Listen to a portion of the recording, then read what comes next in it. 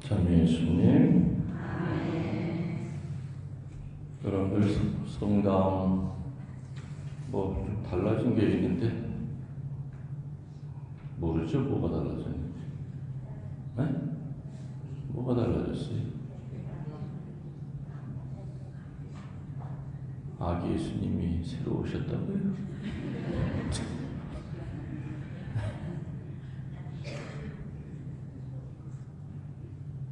저 뒤에 한번 쳐다봐요. 들어오면서 옆에도 좀 쳐다봐고 뭐가 바뀌었을 텐데. 에? 우리 유치원 수녀님 뭐가 달라졌어요? 뭐 없던 게 뭐 있잖아요. 예, 저쪽에 자비의 예수님, 큰 자비의 예수님 상이 걸려 있고 그 자리에 있던 저 순교자들 그림이 저 기둥 위에 정면으로 이렇게 보이고 세대에서는 정면으로 보이잖아요. 그죠? 내가 이렇게 얘기 안 하면 1년 내내 가도 몰라. 저 그냥 미사만 하고 그냥 나가기 바쁘고 들어오기 바쁘고 성당 안에서 왜 이렇게 바쁜지 몰라. 옆에 뭐가 붙었고 뭐가 붙었고. 원래 저거를 기증하신 화가는 이 제대 뒤쪽에다가 좀 붙여줬으면 했는데 조금 시선이 분산이 될 것 같아요. 너무 크고 이기 때문에. 근데 또 성당 자체 벽이 어두우니까 이쪽에다 걸어도 그렇게 눈에 도드라지는 않았을 것 같다는 생각도 듭니다. 근데 아무튼 뭐 내 앉는 의자 뒤쪽에 걸어놨으면 더 눈에 잘 띄긴 잘 띄겠죠. 근데 저 위에 이렇게 사이드에 있으니까 잘 설명을 하지 않으니까는 안 쳐다보는데. 저 자비의 예수님 앞에서 기도하고 은혜 받는 사람 되게 많아요. 여러분들. 그 전에 그저 서정혁 신부님 있을 때 자비의 예수님 그 양반 꽤 좋아하는 분이라 그때 뭐 사진 같은 거 이렇게 앞에 해놓지 않았었습니까? 그 양반을 가는 데마다 자비의 예수님 꼭 해놓던데.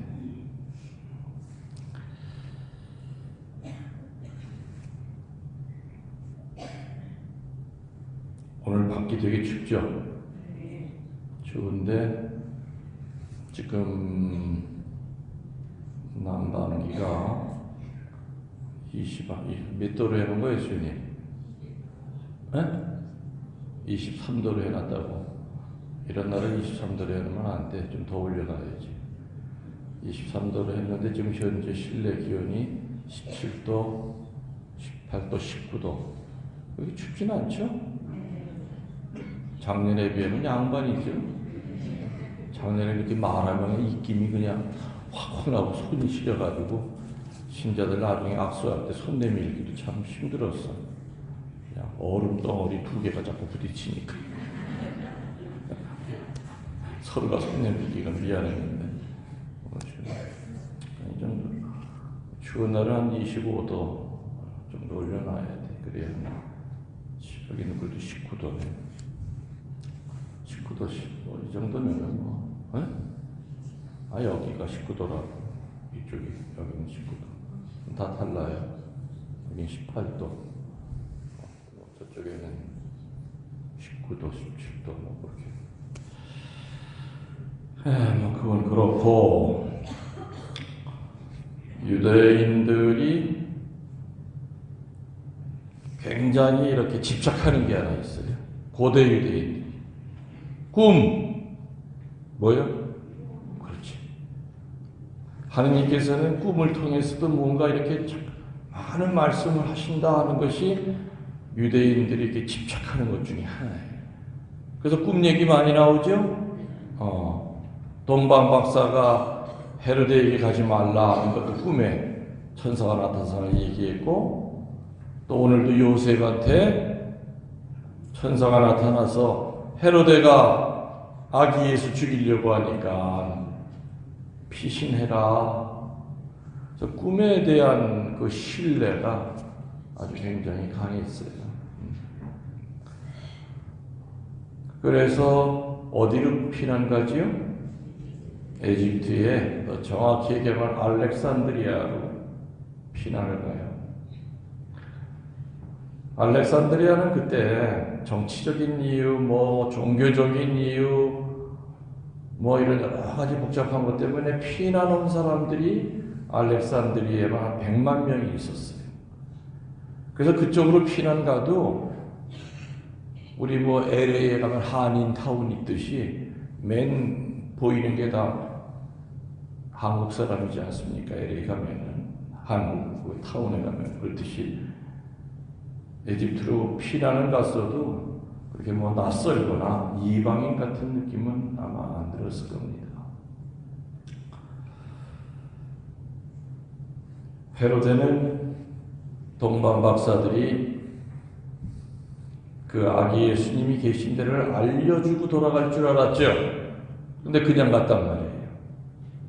말은 나도 가서 경배할 터이니 돌아가실 때 거기가 어딘지 좀 알려주십시오 하고 말했지만 속마음은 어떤 생각이었어요? 죽여야 되겠다. 왕이 났다고 저렇게 떠들어 제끼는데 내 자리가 위태롭구나. 아주 싹수를 일찍 잘라버려야 되겠다. 근데 동방 박사들이 배신을 때리고 그냥 갔단 말이에요. 악의 길로 들어갔지 않고 선의 길로 들어갔잖아요. 그래서 헤로데는 또 머리를 어떻게 짜내요? 대략 그 태어난 시점으로 해서 몇 살 이하? 2살 이하의 여자아이, 남자아이. 남자아이는 남김없이 죽여요. 어마어마하게 많은 애들이 죽었겠죠. 그죠?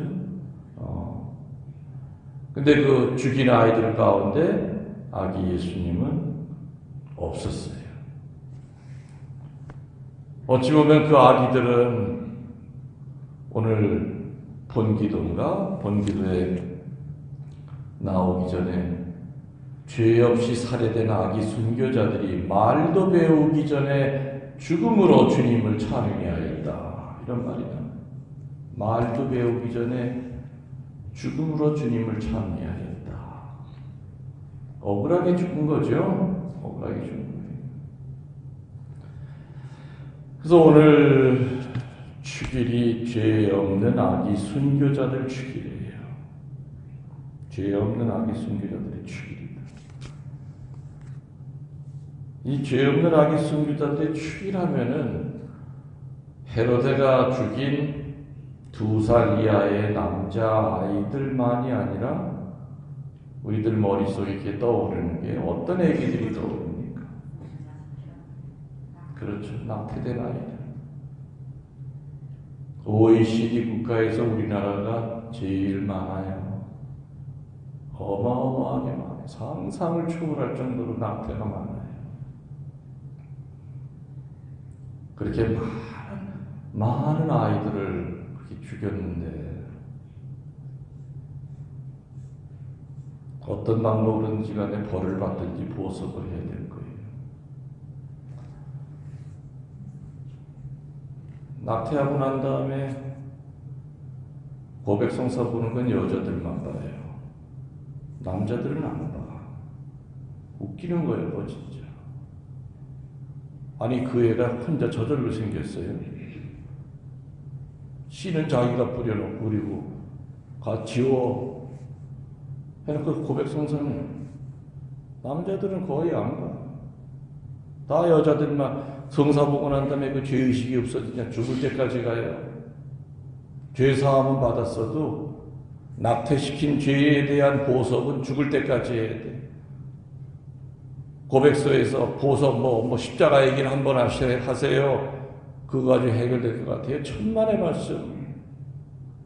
사람 죽여놓고서는 십자가 얘기를 한번 한다고 해결되면 낙태시킨 죄에 대한 보석은 죽을 때까지 본인이 찾아서 해야 돼요. 찾아서. 아유, 신부님, 제가 하느님을 모를 때 참 낙태 많이도 시켰습니다. 하느님 알고 난 다음부터는 그게 얼마나 큰 죄인지.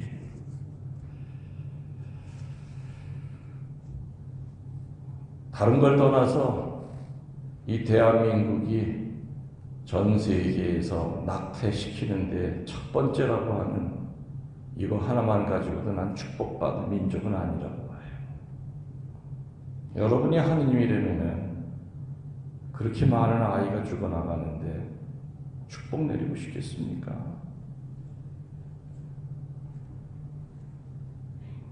뱃속에 든 아이는 혹이 아니죠. 암덩어리가 아니잖아요. 그래서 낙태시킨 경험이 있는 사람들이 해야 될 중요한 보석 중에 하나가 뭐냐? 다른 이가, 딸내미가, 조카딸이 애 지으려고 하면 목숨 걸고 막아야 돼요. 그것도 큰 보석이에요. 근데 어떤 친정엄마들은 하라고 그래요. 성당 다니는 친정엄마인데 얘 어떻게 지으려고 해요. 한 성사 보고 지워가서 큰일 날 애미야. 그 애미 나중에 어떻게 큰 벌을 받으려고. 이 무지하게 죽은 순교자들은 예수님 대신에 죽은 아이들이에요. 지금도 야매로 하는 산부인과라든지 여러 가지 방법으로 어떻게든지 낙태는 다 시키고 살아요. 전쟁터에서 총으로 쏴 죽여야만 그게 살인입니까? 강도들이 칼 들고 들어가서 칼로 찔러 죽여야만 살인입니까? 병원에서 5만 칼로 전보다 살덩어리를 난도질해서 끄집어내는데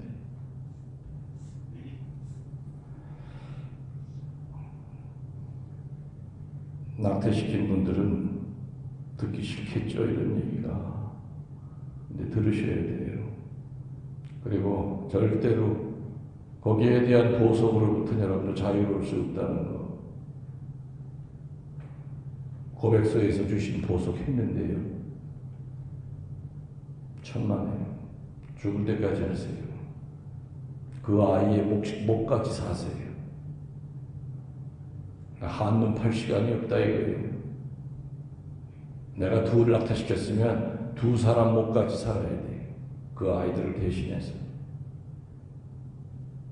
그리고 기일을 정해서 적어도 1년에 한 번씩이라도 위령미사 꼭 드려주세요. 세례명을 모르고 이름도 없었는데 당연히 이름 없죠. 여러분들이 지세요. 천사 이름 하나씩 주란 말이에요. 미카엘, 가브리엘 해서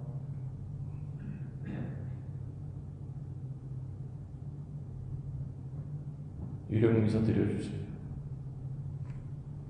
물론 그 아이들 하느님의 자비로 천국에 가 있겠다고 우리가 믿어요. 근데 옛날 교리는 또 그렇지 않았어요. 그 아이들이 그 고통 중에 온몸이 찢겨 죽을 때 그 분노와 부모에 대한 그 얼마나 처절한 원망이 있었겠어요. 그 분노를 가지고 천국에 못 들어간다. 그래서 그 아이들은 천국 언저리에서 늘 머문다. 지금은 이제 그런 교리가 없었지만 그 전에 난 어릴 때는 그런 교리를 배웠어요. 그래서 화세를 주면 아까 얘기한 것처럼 기일을 정해서 미사를 드려주면 그 미사 중에 영적으로 세례를 받아서 천국 언저리에서 머물든 우리는 옛날에 그걸 고성소라고 불렀어요. 기억나세요? 옛날 기도문에 고성소. 지금은 이제 그런 교리가. 근데 저는 개인적으로는 그 옛날 교리가 더 가슴에 많이 와닿아요. 아무튼 죄 없는 아기 순교자들의 축일에 우리들이 헤로데에게 죽은 유대 아기들만 우리들이 기억해야 될 것이 아니라 내가 내 삶 가운데 그게 얼마나 큰 죄인지도 모르고 지었던 그런 죄가 있다면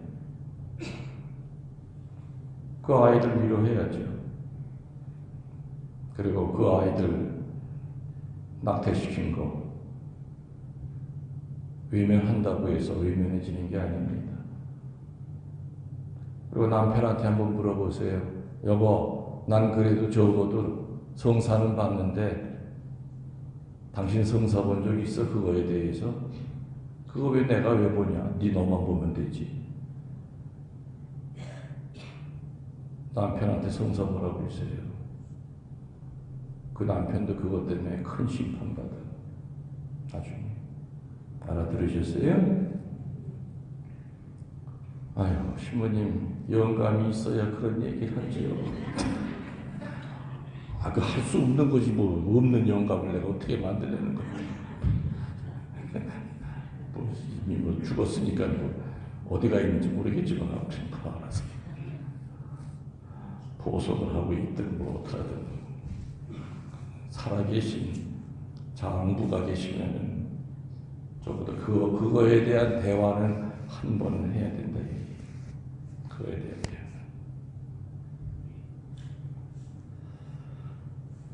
이 죄 없는 아기 순교자의 축일에 얽힌 두 가지의 전설이 전해 내려와요. 첫 번째는 뭐냐면은 예수님이 십자가에서 돌아가실 때 좌도 우도가 있었죠. 근데 그 중에 우도가 착한 도둑이에요. 좌도가 착한 도둑이에요. 우도. 근데 그 도둑을 예수님이 사실은 처음 본 게 아니라는 얘기예요. 전설에 의하면 그 도둑의 이름이 디스마스예요. 근데 이 디스마스라고는 도둑을 언제 만났느냐? 처음에 아기 예수님이 에집트로 피난 갈 때 도적들을 만났대. 그때 그 우도가 그 도적대의 두목이었대요. 물건 내놔, 물건 뺏어. 그래서 물건을 뺐다가 예수님이 얼굴을 보는 순간 그 디스마스가 그 앞에 무릎을 꿇었대잖아요. 그 광채가 너무 빛나서. 그래서 도둑이지만은 그 앞에 무릎을 꿇고 주님이시여, 언젠가 당신이 나를 기억해 주셔야 될 때가 올 터인데 그때 저를 외면하지 말아 주십시오 하면서 보내줬다는 거예요. 그 도둑이 바로 누구라고요? 십자가상에서 예수님의 오른편에 있었던 우도 디스마스라고 하는 그 도둑이 되는 거예요. 그래서 예수님의 첫 번째 만남이 아니었다는 거죠. 아기 예수 때 이미 그 우도는 만났다는 그 전설이 내려오고 있어요. 두 번째 전설은 뭐냐? 아기 예수님이 헤로데 박해를 피해서 에집트로 가다가 날이 저물었어요. 그래서 빈 굴이 있어서 굴 속으로 성가정이 피신을 했대요. 근데 거미들도 구세주가 내가 사는 이 굴 안에 들어오는 걸 알고 따뜻하게 하려고 온 거미들이 모여서 그 앞에다가 굴 앞에다가 거미줄로 그냥 촘촘하게 바람 안 들어오게 거미줄을 쳤다는 거예요. 그리고 새벽이 되니까 이슬이 내렸겠죠? 하얗게 거미줄에. 근데 그때 마침 헤로데가 아기 예수님을 잡으라고 군대를 보냈어. 그래서 그 추적대가 가다가 웬 굴 앞에 섰는데 처음에는 저 굴도 뒤져봐 그러다가 가만히 보니까 사람이 들어간 흔적이 없는 거예요. 그렇죠? 저 거미줄에 그냥 이슬이 하얗게 이렇게 굴 막고 있는 그 거미줄에 야, 저긴 사람이 들어갈 흔적이 없다예요. 그래서 살아난 거예요. 그때 그거를 기념해서 추리에다가 이렇게 하얀 줄 내려뜨리죠? 반짝반짝거리는 거. 우리는 하얀 줄이 없네. 어디 가셨나? 이 보면 이게 하얀 줄 이렇게 막 내려뜨리잖아요. 반짝이 줄. 그게 거미줄을 나타내는 거예요. 다 뜻이 있는 거예요, 그게. 예수님을 거미들조차도 그 구세주의 삶의 연장을 위해서 이렇게 거미줄을 뽑아서 예수님을 살렸다면 그 하찮은 미물도 하느님의 모상을 담고 세상에 태어난 우리들이 어떤 방법으로라도 하느님께 영광 찬미 돌려드리는 삶을 살아야 되지 않느냐. 무지한 어린 아이들의 이 축일날에는 그 두 가지의 전설이 생각이 나요. 에집트로 피난 가다가 두 가지의 일을 당한 거죠. 도적대를 만난 거. 그 중에 그 두목이 디스마스라고 하는 이름을 갖고 있는.